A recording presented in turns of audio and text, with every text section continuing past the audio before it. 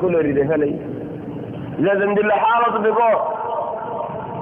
অজ্ঞ সাহাবি একদিন মসজিদের মধ্যে বইয়ের চিন্তা করে ফেরচানি করে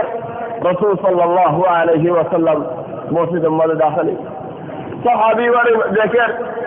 হযরত ওই দিল্লা চিন্তা করতে হযরত ইয়া রাসূলুল্লাহ হযরত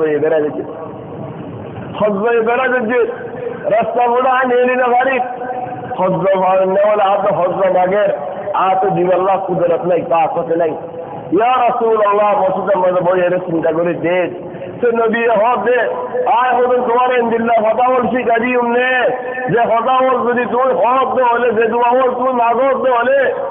তোমার জিন্দিল্লা চিন্তা হইব